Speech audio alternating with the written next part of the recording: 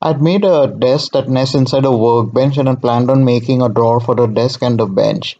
Here you can see them both in place. In this video, I'll show how I made the smaller drawer, which was around 53 inches wide and 22 inches deep. So first thing I did was make the drawer frame, and this diagram kind of shows how it was made. So the drawer frame had a front, a false front, so it had a backing strip, two sides, and a back. I cut the back from a strip that was around 2.5 inches wide. So I used an aluminum L guide as a saw guide. I had to move the guide as it was too short, but I first cut the first half, moved the guide, and cut the second half. This left a 1.75-inch strip and a 0.75-inch strip. The 0.75-inch strip would be glued to the drawer front to help support the drawer bottom, and this just shows how I glued the 0.75 strip to the drawer front. So I'd already cut an old oak strip to the right length for the drawer front. So here I am gluing the strip to the drawer front. I guess an excess of clamps, but doesn't hurt.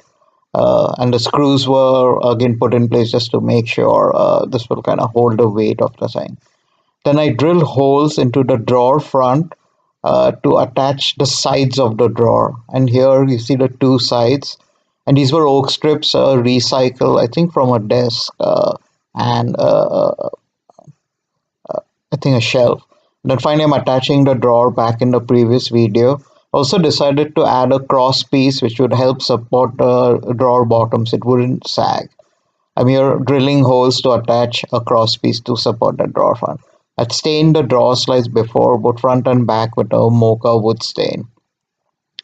Here I'm going to now attach the drawer bottom, which was cut out of a piece of MDF that first I cut to the right width, and then use the metal L bracket, which I found a longer one, and then cut the back, trim the back to the right size. Once this was done, I glued and then used screws to attach the drawer bottom to the thing. Unfortunately, the screws that I used for the front were too long and they poked through the panel tips, so I had to remove them and replace them with shorter screws. Now comes the kind of so-called hard part, attaching the drawer slides. I bought full extension metal drawer slides from Home Depot. So to make it easy, I flipped the desk so it was like the legs were pointing up, then used thin oak strips as spacers and attached the full extension drawer slides to the desk. So I attached it on one side and then on the other of the frame of the desk, which you can just about see here. I attached the metal mating strips to the drawer sides. These would obviously slide into it. Then I lifted the desk onto its back. You can see the feet are pointing towards me, and the weight let the drawer slide in. And I have this beautiful steel and brass handles which I've used on a lot of projects. So I attached these with screws. Unfortunately, there was a gap between the desktop panel and the top of the drawer. I could remove the metal slides and reattach them, but I thought it's kind of useful having a slightly deeper drawer. So I will fill in the gap with a wooden strip.